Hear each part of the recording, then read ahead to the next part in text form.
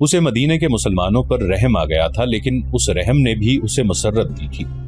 ये खून की दुश्मनी थी, ये उसके वक़ार का मसला था। मुसलमानों को कुचल डालना उसका अज़्म था। जंगे ओहद के बहुत दिन बाद उसे पता चला था कि जब मक्का में कुरैश अपना लश्कर जमा कर रहे थे तो इत्तला रसूल करीम सल्लल्लाहु अलैहि वसल्लम को मिल गई थी, और जब ये लश्कर मदीने के रास्ते में था तो रसूल खुदा सल्लल्लाहु अलैहि वसल्लम को इसकी रफ्तार, पड़ाव और मदीने से फासले की इत्तलाएं मुसलसल मिलती रही थी। आप सल्लल्लाहु अलैहि वसल्लम को लश्कर के मक्का से कूच की इत्तला हजरत अब्बास रज़ी अल्लाहु अन्हु ने दी थी। कुरैश के इस लश्कर ने मदीने से कुछ मील दूर कोहे ओहद के करीब एक ऐसी जगह कैंप किया था जो हरी भरी थी और वहां पानी भी था। खालिद को मालूम न था कि मुसलमानों के 2 जासूस उस लश्कर की पूरी तादाद देख आए हैं और रसूल करीम सल्लल्लाहु अलैहि वसल्लम को बता चुके हैं। 21 मार्च 625 ईस्वी के रोज रसूल करीम सल्लल्लाहु अलैहि वसल्लम ने अपनी फौज को कूच का हुक्म दिया और शेखैन नामी एक पहाड़ी के दामन में जाकर खैमा जन हुए। आप सल्लल्लाहु अलैहि वसल्लम के साथ 1000 प्यादा मुजाहिदीन थे, जिनमें से 100 ने सरों पर ज़िरा पहन रखी थी। मुजाहिदीन के पास सिर्फ 2 घोड़े थे, जिनमें से एक नबी करीम सल्लल्लाहु अलैहि वसल्लम के पास था। इस मौके पर मुनाफिकीन के निफाक का पहला खतरनाक मुजाहिरा हुआ जो गद्दारी के मुतरादिफ था। मदीना के बाद ऐसे लोगों ने इस्लाम कबूल कर लिया था जो दिल से मुसलमान नहीं हुए थे। उन्हें रसूलुल्लाह सल्लल्लाहु अलैहि वसल्लम ने मुनाफिकीन कहा था। किसी के मुतालिक ये मालूम करना कि वो सच्चा मुसलमान है या मुनाफिक बहुत मुश्किल था। जब मुजाहिदीन मदीना से शेखैन की पहाड़ी की तरफ कूच करने लगे तो एक बाअसर आदमी जिसका नाम अब्दुल्ला बिन उबई था रसूल अकरम सल्लल्लाहु अलैहि वसल्लम के साथ इस बहस में उलझ गया कि कुरैश का लश्कर 3 गुना है, इसलिए मदीना से बाहर जाकर लड़ना नुकसानदेह होगा। आप सल्लल्लाहु अलैहि वसल्लम ने मुजाहिदीन के दूसरे सरदारों से राय ली तो अक्सरियत ने यह कहा कि शहर से बाहर लड़ना ज्यादा बेहतर होगा। आप सल्लल्लाहु अलैहि वसल्लम अब्दुल्ला बिन उबई ही के हम ख्याल थे, लेकिन आप सल्लल्लाहु अलैहि वसल्लम ने अक्सरियत का फैसला ही मंजूर फरमाया और कूच का हुक्म दे दिया। अब्दुल्ला बिन उबई ने शहर से बाहर जाने से इनकार कर दिया। उसके पीछे हटने की देर थी कि लश्कर में से 300 आदमी पीछे हट गए। तब पता चला कि ये सब मुनाफिकीन थे और अब्दुल्ला इनका सरदार है। अब 3000 के मुकाबले में मुजाहिदीन की नफरी सिर्फ 700 रह गई थी। रसूलुल्लाह सल्लल्लाहु अलैहि वसल्लम दिल बर्दाश्ता न हुए और 700 को ही साथ लेकर कोहे ओहद के दामन में शेखैन के मकाम पर मुजाहिदीन को जंगी तरतीब में कर दिया। खालिद ने एक बुलंद टीकरी पर खड़े होकर मुसलमानों की तरतीब देखी थी और उसने अपने सालार अबू सुफियान को बताकर अपने दस्ते की जगह तय कर ली। रसूल अकरम सल्लल्लाहु अलैहि वसल्लम ने मुजाहिदीन को कमोबेश 1000 गज लंबाई में फैला दिया। पीछे वादी थी, मुजाहिदीन के एक पहलू के साथ पहाड़ी थी, लेकिन दूसरे पहलू पर कुछ नहीं था। इस पहलू को मजबूत रखने के लिए रसूलुल्लाह सल्लल्लाहु अलैहि वसल्लम ने 50 तीर अंदाजों को करीब की एक टीकरी पर बिठा दिया। इन तीर अंदाजों के कमांडर अब्दुल्ला बिन जुबैर थे। अपनी जिम्मेदारी समझ लो अब्दुल्ला। रसूल खुदा सल्लल्लाहु अलैहि वसल्लम ने उन्हें हिदायत देते हुए फरमाया, अपने अक़ब को देखो, दुश्मन हमारे अक़ब में नक्लो हरकत कर सकता है जो हमारे लिए खतरा है। दुश्मन के पास घुड़सवार ज्यादा हैं, वो हमारे पहलू पर घुड़सवारों से हमला कर सकता है। अपने तीर अंदाजों को घुड़सवारों पर मरकूज रखो, प्यादों का मुझे कोई डर नहीं। तकरीबन तमाम मुस्तनद मुअर्रिखीन, जिनमें इब्ने हश्याम और वाक़दी खास तौर पर काबिल जिक्र हैं, लिखते हैं कि रसूल करीम सल्लल्लाहु अलैहि वसल्लम ने अब्दुल्ला बिन जुबैर रज़ियल्लाहु अन्हु को वाज़े अल्फाज में कहा था कि हमारा अक़ब सिर्फ तुम्हारी बेदारी और मुस्तादी से महफूज रहेगा। तुम्हारी जरा सी कोताही भी हमें बड़ी जिल्लत आमेज शिकस्त दे सकती है। याद रखो अब्दुल्ला, अगर तुम दुश्मन को भागते हुए और हमें फतहयाब होते हुए देख लो तो भी इस जगह से ना हिलना। अगर देखो कि हम पर दुश्मन का दबाव बढ़ गया है और तुम्हें हमारी मदद के लिए पहुंचना चाहिए तो भी ये जगह ना छोड़ना। पहाड़ी की ये बुलंदी दुश्मन के कब्जे में नहीं जानी चाहिए। ये बुलंदी तुम्हारी है। वहां से तुम नीचे इस तमाम इलाके के हुक्मरान होगे जहां से तुम्हारे तीर अंदाजों के तीर पहुंचेंगे। खालिद ने मुसलमानों की तरतीब देखी और अबू सुफियान को बताया कि मुसलमान खुले मैदान की लड़ाई नहीं लड़ेंगे। अबू सुफियान को अपनी कसीर नफरी पर नाज था। वो चाहता था कि लड़ाई खुले मैदान में यानी लामहदूद महाज पर हो ताकि वो अपने प्यादों और घोड़ों की अफराद से मुजाहिदीन इस्लाम को कुचल डाले। खालिद को अपने बाप ने जंगी चालों की तरबियत बचपन से देनी शुरू कर दी थी। दुश्मन पर बेखबरी में पहलू या अक़ब से झपटना और दुश्मन को चक्कर दे देकर मारना अपने दस्तों की तकसीम और उन पर कंट्रोल उसकी तरबियत में शामिल था जो उसे बाप ने दी थी। उसने तजर्बेकार सरदार की निगाहों से मुजाहिदीन की तरतीब देखी तो उसने महसूस किया कि मुसलमान फन्नो हरब के कमालात दिखा सकते हैं। अबू सुफियान अपनी फौज को मुसलमानों के बिलमुकाबिल ले गया। उसने घुड़सवारों को मुसलमानों के पहलुओं पर हमला करने के लिए भेजा। एक पहलू पर खालिद और दूसरे पर अकरमा था। दोनों के साथ 100 घुड़सवार थे। तमाम घुड़सवारों का कमांडर अम्र बिन अल आस था। प्यादों के आगे अबू सुफियान ने 100 तीरंदाज रखे। कुरैश का परचम तलहा बिन अबू तलहा ने उठा रखा था। उस जमाने की जंगों में परचम को दिल जैसी अहमियत हासिल थी। परचम के गिरने से फौज का हौसला टूट जाता और भगदड़ मच जाती थी। कुरैश ने जंग की इब्तदा इस तरह की कि उनकी सफों में से एक शख्स अबू आमिर फासिक आगे होकर मुजाहिदीन के करीब चला गया। उसके पीछे कुरैश के गुलामों की कुछ तादाद भी थी। अबू आमिर मदीने का रहने वाला था। वो कबीला औस का सरदार था। जब रसूल करीम सल्लल्लाहु अलैहि वसल्लम मक्का से हिजरत करके मदीना गए तो अबू आमिर ने कसम खा ली थी कि वो आप सल्लल्लाहु अलैहि वसल्लम को और तमाम मुसलमानों को मदीना से निकाल कर दम लेगा। उस पर एक बड़ी ही हसीन यहूदन का और यहूदियों के मालो दौलत का तिलिस्म तारी था। यहूदियों की इस्लाम दुश्मन कार्रवाइयां जमीन दोज होती थी। बज़ाहिर उन्होंने मुसलमानों के साथ दोस्ती और फर्माबरदारी का मुआहिदा कर रखा था। अबू आमिर उन्हीं के हाथ में कठपुतली बना हुआ था, लेकिन उन यहूदियों ने उसे कुरैश का दोस्त बना रखा था। अब मुजाहिदीन कुरैश के खिलाफ लड़ने के लिए मदीना से निकले तो अबू आमिर कुरैश के पास चला गया। उसके कबीले औस के बहुत से आदमी रसूल करीम सल्लल्लाहु अलैहि वसल्लम के दस्ते मुबारक पर इस्लाम कबूल कर चुके थे और वो कुरैश के मुकाबले में सफ आरा थे। अबू आमिर आगे चला गया और मुजाहिदीन से बुलंद आवाज से मुखातिब हुआ।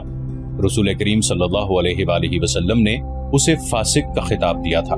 कबीला औस के गैरतमंद बहादुरों, अबू आमिर फासिक ने कहा, तुम मुझे यकीनन पहचानते हो, मैं कौन हूँ? मेरी बात गौर से सुनो। वो अपनी ललकार पूरी न कर पाया था कि मुजाहिदीन इस्लाम की सफ से कबीला औस के एक मुजाहिद की आवाज गरजी, ओ फासिक बदकार, हम तेरे नाम पर थूक चुके हैं। खालिद को वो वक्त याद आ रहा था। मुजाहिदीन इस्लाम की सफ से अबू आमिर और उसके साथ गए हुए गुलामों पर पत्थरों की बौछार शुरू हो गई। मौरिख लिखते हैं कि पत्थर बरसाने वाले कबीला औस के मुजाहिदीन थे। अबू आमिर और गुलाम जो मुजाहिदीन के पत्थरों की जद में थे, एक एक दो दो पत्थर खाकर पीछे भाग आए। यहूदी मदीने में बैठे लड़ाई की खबरों का इंतजार कर रहे थे। जिस यहूदन के तलिस्म में अबू आमिर गिरफ्तार था, वो अपनी कामयाबी की खबर सुनने के लिए बेताब थी। उसे अभी मालूम न था कि उसके हुस्नो जवानी के तलिस्म को मुसलमानों ने संसार कर दिया है। अबू आमिर फासिक के इस वाक़े से पहले वो औरतें जो कुरैश के लश्कर के साथ गई थीं, लश्कर के दरमियान खड़ी होकर सुरीली आवाजों में ऐसे गीत गा रही थीं जिनमें बद्र में मारे जाने वाले कुरैश का जिक्र ऐसे अल्फाज में, ऐसी तर्ज में किया गया था कि सुनने वालों का खून खौलता और रोंगटे खड़े हो जाते थे। उन औरतों में से एक दो ने जोशीली तकरीर की सूरत में भी कुरैश के खून को गरमाया था। औरतों को पीछे चले जाने का हुक्म मिला तो अबू सुफियान की बीवी हिंद ने एक घोड़े पर सवार होकर एक गीत गाना शुरू कर दिया। उसकी आवाज बुलंद थी और उसमें सोज भी था। तारीख लिखने वालों ने उस गीत के पूरे अशआर कलमबंद नहीं किए। उन्होंने लिखा है कि यह गीत फहश था जिसमें मर्द और औरत के दरपर्दा ताल्लुकात का जिक्र था। अशआर जो तारीख में आए हैं वो इस तरह हैं। इनमें जिस अब्दुद्दार का नाम आता है ये बनु अब्दुद्दार है। बनु उमैया उसी की एक शाख थी। बनु अब्दुद्दार कुरैश का बहुत ऊंचा खानदान था। अब्दुद्दार के सपूतों, हमारे घरानों के पासबानों, हम रात की बेटियां हैं। हम तकियों के दरमियान हरकत करती हैं। इस हरकत में लुत्फ और लज्जत होती है। तुम दुश्मन पर चढ़ दौड़े तो हम तुम्हें अपने सीनों से लगा लेंगे। तुम भाग आए तो हम तुम्हारे करीब नहीं आएंगे। इसके बाद अबू आमिर फासिक पर मुजाहिदीन इस्लाम की तरफ से संगबारी हुई और उसके फौरन बाद कुरैश ने मुजाहिदीन पर तीर फेंकने शुरू कर दिए। मुजाहिदीन ने इसके जवाब में तीर बरसाए। खालिद अपने पहलू वाले मुसलमानों के पहलू पर हमला करने के लिए अपने 100 सवारों के साथ तेजी से बढ़ा। उसे मालूम नहीं था कि बुलंदी पर तीर अंदाज छुपे बैठे हैं। उसके सवार बेधड़क चले आ रहे थे। रास्ता जरा तंग था, सवारों को आगे पीछे होना पड़ा। खालिद सोच समझकर अपने सवार दस्ते को इस पहलू पर लाया था। अपने बाप की तरबियत के मुताबिक उसे बड़ी खुद एतमादी से तवक्को थी कि वो हल्ला बोलकर मुसलमानों को इस पोजीशन में ले आएगा कि वो पसपा हो जाएंगे और अगर जमकर ना लड़े तो कुरैश के घोड़ों तले कुचले जाएंगे। मगर मुसलमानों के पहलू से उसके सवार अभी दूर ही थे कि ऊपर से तीरंदाजों ने उसके अगले सवारों को न आगे जाने के काबिल छोड़ा نہ وہ پیچھے ہٹنے کے قابل رہے۔ ایک ایک سوار کئی کئی تیر کھا کر گرا اور جن گھوڑوں کو تیر لگے انہوں نے خالد کے سوار دستے کے لیے قیامت برپا کر دی۔ پیچھے والے سواروں نے گھوڑے موڑے اور پسپا ہو گئے۔ ادھر قریش کی عورتوں نے دف اور ڈھولک کی تھاپ پر وہی گیت گانا شروع کر دیا جو ہند نے اکیلے گایا تھا، یعنی عبدالدار کے سپوتوں، ہم رات کی بیٹیاں ہیں۔ مورخ واقدی لکھتا ہے کہ عربی جنگجوؤں کے اس وقت رواج کے مطابق ایک ایک جنگجو کے لڑنے کا مرحلہ آیا۔ سب سے پہلے قریش کے پرچم بردار طلحہ بن ابو طلحہ نے آگے جا کر مجاہدین اسلام کو للکارا کہ اس کے مقابلے کے لیے کسی اور کو آگے بھیجو۔ میرے دین کے دشمن، حضرت علی رضی اللہ عنہ نے تند ہوا کے جھونکے کی طرح آگے آ کر کہا، میں آتا ہوں تیرے مقابلے کے لیے۔ طلحہ اپنے قبیلے کا پرچم تھامے تلوار لہراتے ہوئے بپھرا ہوا آیا، مگر اس کا وار ہوا کو چیرتا ہوا گزر گیا۔ وہ ابھی سنبھل ہی رہا تھا کہ حضرت علی رضی اللہ عنہ کی تلوار نے اسے ایسا گہرا زخم لگایا کہ پہلے اس کا پرچم گرا، پھر وہ خود گرا۔ قریش کا ایک آدمی دوڑا آیا اور پرچم اٹھا کر پیچھے چلا گیا۔ علی رضی اللہ عنہ اسے بھی گرا سکتے تھے، مگر انفرادی مقابلوں میں یہ روا نہ تھا۔ طلحہ کو اٹھا کر پیچھے لے آئے۔ اس کے خاندان کا ایک اور آدمی آگے بڑھا۔ میں انتقام لینے کا پابند ہوں، وہ للکار کر آگے گیا۔ علی، آ میری تلوار کی کاٹ دیکھ۔ حضرت علی رضی اللہ عنہ خاموشی سے اس کے مقابلے پر آ گئے۔ دونوں نے ایک دوسرے کی آنکھوں میں آنکھیں ڈالے، ایک چکر کاٹا، پھر ان کی تلواریں اور ڈھالیں ٹکرائیں اور اس کے بعد سب نے دیکھا کہ حضرت علی رضی اللہ عنہ کی تلوار سے خون ٹپک رہا ہے اور ان کا مد مقابل زمین پر پڑا تڑپ رہا ہے۔ پھر قریش کے متعدد آدمی باری باری للکارتے ہوئے آگے بڑھے، مجاہدین کے مقابلے میں مرتے گئے۔ قریش کا سالار اعلیٰ ابو سفیان اپنے آدمیوں کو گرتا دیکھ کر غصے سے بے قابو ہو گیا۔ جنگی دستور کے مطابق اسے انفرادی مقابلے کے لیے نہیں اترنا چاہیے تھا، کیونکہ وہ سالار تھا۔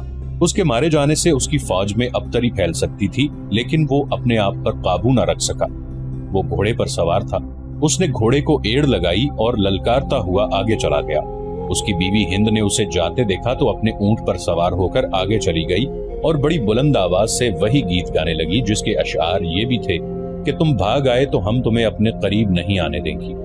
ابو سفیان گھوڑے پر سوار تھا، لیکن اس کے مقابلے کے لیے جو مسلمان آگے آیا وہ پیادہ تھا۔ تاریخ اسے حنظلہ بن ابو عامر رضی اللہ عنہ کے نام سے یاد کرتی ہے۔ ابو سفیان کے ہاتھ میں لمبی برچھی تھی۔ کسی کو بھی توقع نہیں تھی کہ تلوار والا پیادہ برچھی والے گھڑ سوار سے زندہ بچ جائے گا۔ ابو سفیان کا گھوڑا حنظلہ رضی اللہ عنہ پر سرپٹ دوڑا آیا۔ ابو سفیان نے برچی تول کر پھر تاک کر ماری، لیکن حنظلہ رضی اللہ عنہ پھرتی سے ایک طرف ہو گئے۔ اس طرح 3 مرتبہ ہوا۔ تیسری مرتبہ ابو سفیان کا گھوڑا نکل گیا تو حنظلہ رضی اللہ عنہ نے اس کے پیچھے دوڑ لگائی۔ گھوڑا رک کر پیچھے کو مڑا تو حنظلہ رضی اللہ عنہ اس تک پہنچ چکے تھے۔ ابو سفیان اسے دیکھ نہ سکا۔ حنظلہ رضی اللہ عنہ نے گھوڑے کی اگلی ٹانگوں پر ایسا زوردار وار کیا کہ گھوڑا گر پڑا۔ ابو سفیان دوسری طرف گرا۔ حنظلہ رضی اللہ عنہ اس پر حملہ کرنے کو آگے بڑھے تو ابو سفیان گرے ہوئے گھوڑے کے ارد گرد دوڑ دوڑ کر اپنے آپ کو بچانے لگا، اور اس کے ساتھ ہی اس نے قریش کو مدد کے لیے پکارا۔ قریش کا ایک پیادہ دوڑا آیا۔ مسلمان اس غلط فہمی میں رہے کہ یہ آدمی ابو سفیان کو اپنے ساتھ لے جائے گا، لیکن اس نے بے اصولی کا مظاہرہ کیا۔ پیچھے سے حنظلہ رضی اللہ عنہ پر وار کر کے انہیں شہید کر دیا۔ ابو سفیان اپنی صفوں میں بھاگ گیا۔ آخری مقابلے کے لیے قریش کی طرف سے عبد الرحمن بن ابو بکر آیا۔ مورخ واقدی نے یہ واقعہ اس طرح بیان کیا ہے کہ عبد الرحمن بن ابو بکر کی للکار پر اس کے والد حضرت ابو بکر صدیق رضی اللہ عنہ، جو اسلام قبول کر کے رسول اللہ صلی اللہ علیہ وآلہ وسلم کے ساتھ تھے، تلوار نکال کر اپنے جوان بیٹے کے مقابلے کے لیے نکلے۔ آگے آ مسلمان باپ کے کافر فرزند، حضرت ابو بکر صدیق رضی اللہ عنہ نے للکار کر کہا۔ رسول کریم صلی اللہ علیہ وآلہ وسلم نے دیکھا کہ باپ بیٹا مقابلے پر اتر آئے ہیں، تو آپ صلی اللہ علیہ وآلہ وسلم نے دوڑ کر حضرت ابو بکر صدیق رضی اللہ عنہ کو روک لیا۔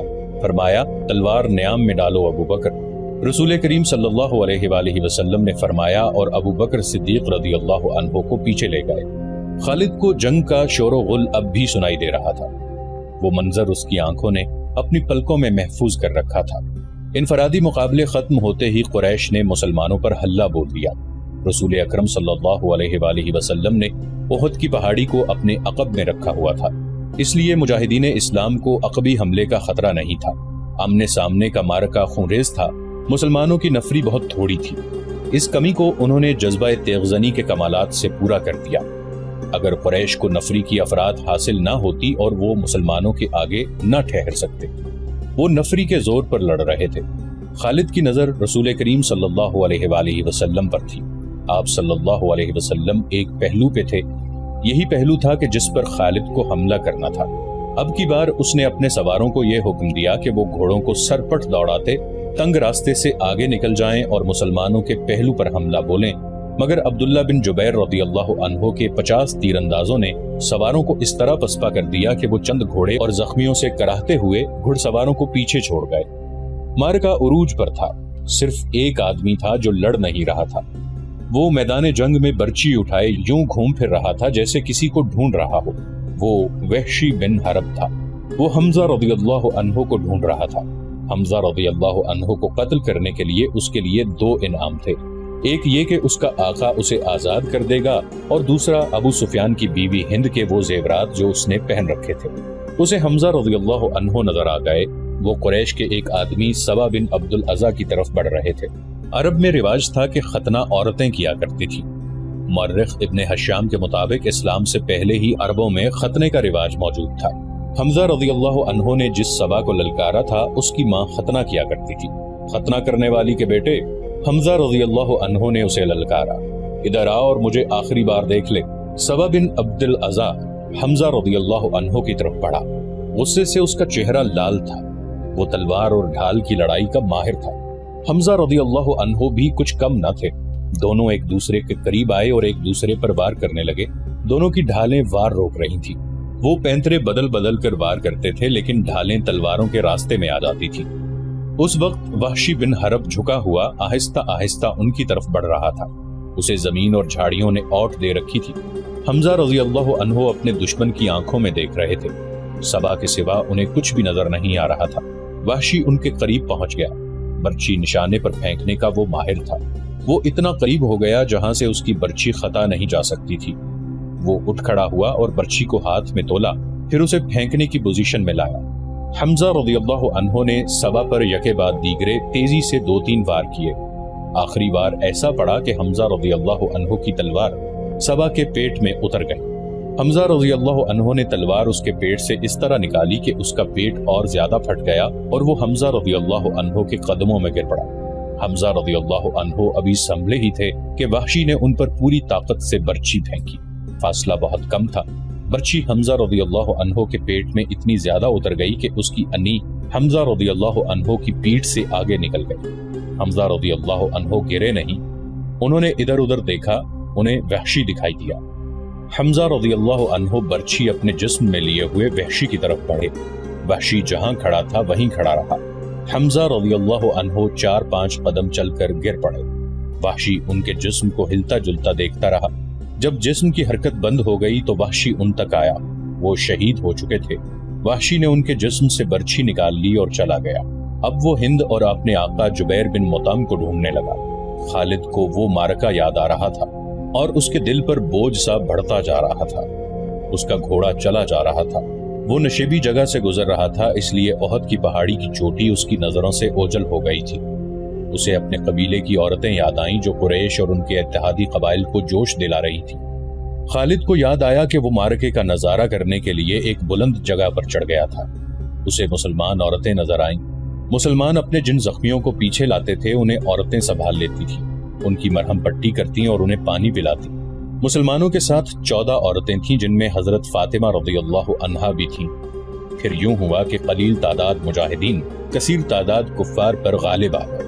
قریش کا پرچم بردار گرا تو کسی اور نے پرچم اٹھا لیا، وہ بھی گرا۔ پرچم کئی بار گرا۔ آخر میں ایک غلام نے پرچم اٹھا کر اونچا کیا لیکن وہ بھی مارا گیا۔ پھر مسلمانوں نے قریش کو پرچم اٹھانے کی مہلت نہ دی۔ قریش کے جذبے جواب دے گئے۔ خالد نے ان کی پسپائی دیکھی اور یہ بھی دیکھا تھا کہ مسلمان ان کا تعاقب کر رہے ہیں۔ قریش اپنے کیمپ میں بھی نہ ٹھہرے، اپنا مال و اسباب چھوڑ کر افراتفری کے عالم میں بھاگ گئے۔ یہاں سے جنگ کے بعد کا مرحلہ شروع ہو گیا۔